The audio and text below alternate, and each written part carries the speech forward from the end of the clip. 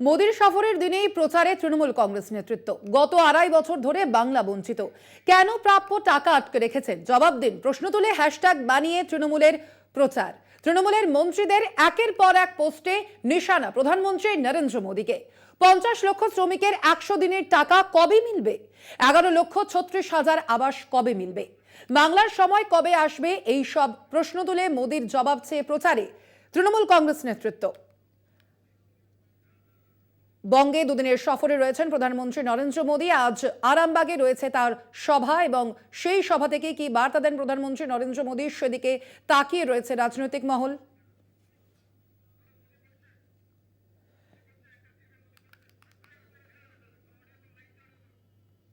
आनंद बोस जी, केंद्रीय मंत्रिमंडल में मेरे सहयोगी शांतनु ठाकुर जी, पश्चिम बंगाल विधानसभा में नेता विपक्ष शुभेंदु अधिकारी जी, सांसद अपूर्वा पोद्दार जी, सुकांता मजूमदार जी, सौमित्र खान जी, अन्य महानुभाव, देवी और सज्जनों, 21वीं सदी का भारत तेज गति से आगे बढ़ रहा है। हम सभी ने मिलकर 2047 तक विकसित भारत बनाने का लक्ष्य तय किया है। देश का गरीब, किसान, महिला और युवा ये देश की प्राथमिकता है। हमने निरंतर गरीब कल्याण से जुड़े कदम उठाए हैं, जिसका परिणाम आज दुनिया देख रही है। बीते 10 वर्षों में देश के 25 करोड़ लोग गरीबी से बाहर निकले हैं। ये दिखाता है कि हमारी सरकार की दिशा सही है, नीतियां सही है, निर्णय सही है और उसका मूल कारण नीयत सही है। साथियों, आज यहां पश्चिम बंगाल के विकास के लिए 7,000 करोड़ रुपए से ज्यादा के प्रोजेक्ट, उसका उद्घाटन और शिलान्यास हुआ है।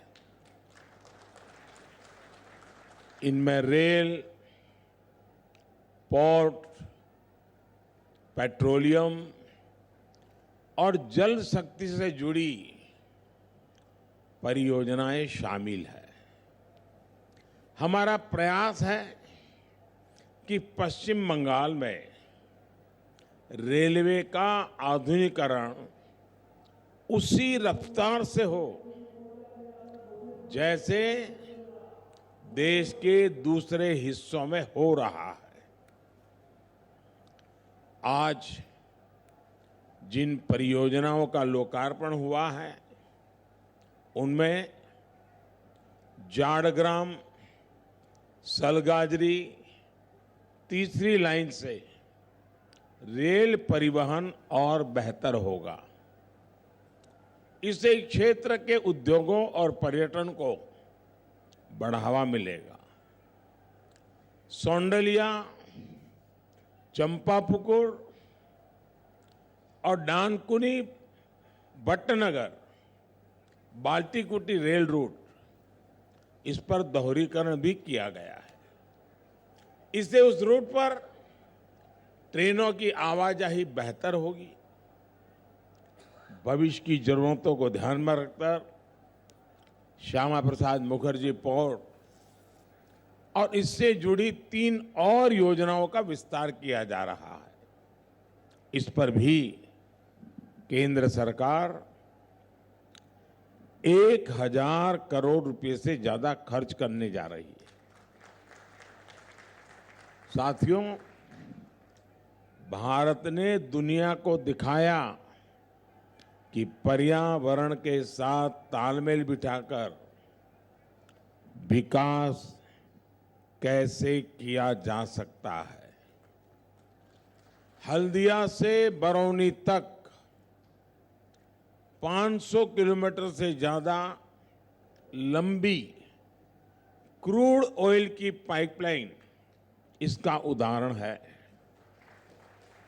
इसके जरिए क्रूड ऑयल को 4 राज्यों बिहार, झारखंड, उड़ीसा और पश्चिम बंगाल से होते हुए 3 अलग अलग रिफाइनरी तक पहुंचाया जाएगा। इससे खर्च भी कम होगा और पर्यावरण सुरक्षा से जुड़ी चिंताएं भी कम होगी। आज जो पश्चिम मेदिनीपुर में एलपीजी बॉटलिंग प्लांट शुरू हुआ है, उसका लाभ 7 जिलों को होगा। इससे यहां एलपीजी की मांग को पूरा करने में मदद मिलेगी और साथ साथ नौजवानों के लिए रोजगार के अनेक नए अवसर भी बनेंगे। आज हुगली नदी के प्रदूषण को कम करने के उद्देश्य से सीवेज ट्रीटमेंट प्लांट को भी शुरू किया जा रहा है। इसका भी फायदा हावड़ा, कमरहाटी और बारानगर के क्षेत्र में रहने वाले लाखों लोगों को होगा। साथियों, किसी भी राज्य में इंफ्रास्ट्रक्चर का एक प्रोजेक्ट शुरू होता है तो वहां के लोगों के लिए आगे बढ़ने के कई रास्ते तैयार हो जाते हैं। भारत सरकार ने इस साल पश्चिम बंगाल में रेलवे के विकास के लिए 13,000 करोड़ रुपए से ज्यादा का बजट दिया है। 13,000 करोड़। ये राशि 2014 से पहले की तुलना में 3 गुना से भी अधिक है। हमारा प्रयास है कि यहां रेल लाइनों का इलेक्ट्रिफिकेशन, यात्री सुविधाओं का विस्तार और रेलवे स्टेशनों का पुनर्विकास तेज गति से हो। पिछले 10 वर्षों में पश्चिम बंगाल में वर्षों से रुके पड़े कई रेलवे प्रोजेक्ट पूरे हुए हैं। 10 साल में बंगाल के 3,000 किलोमीटर से ज्यादा रेलवे ट्रैक का इलेक्ट्रिफिकेशन किया गया है। अमृत भारत स्टेशन योजना के तहत पश्चिम बंगाल के करीब करीब 100 रेलवे स्टेशन, आप कल्पना कीजिए, एक साथ 100 रेलवे स्टेशन का पुनर्विकास किया जा रहा है। तारकेश्वर रेलवे स्टेशन को भी अमृत स्टेशन के रूप में विकसित किया गया है। पिछले 10 वर्षों में पश्चिम बंगाल में 150 से ज्यादा नई ट्रेन सेवाएं शुरू की गई है। 5 नई वंदे भारत एक्सप्रेस बंगाल के लोगों को रेल यात्रा का बिल्कुल नया अनुभव करा रही है। साथियों, मुझे विश्वास है कि पश्चिम बंगाल के लोगों के सहयोग से हम विकसित भारत का संकल्प भी पूरा करेंगे।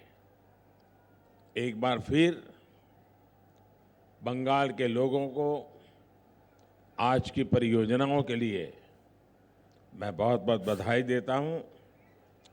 ये सरकारी कार्यक्रम अब यहाँ समाप्त होगा और मैं 10 मिनट के भीतर भीतर खुले मैदान में जा रहा हूं।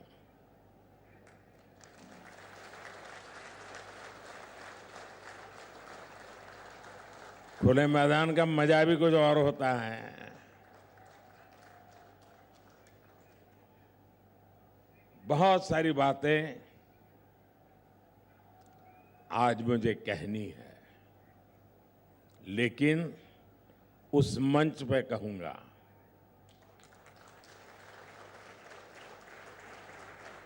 लेकिन विकास की इन सारी योजनाओं के लिए आपको बहुत बहुत धन्यवाद देता हूं, और बाहर बहुत लोग इंतजार कर रहे हैं। मैं आपसे विदाई लेता हूं। नमस्कार।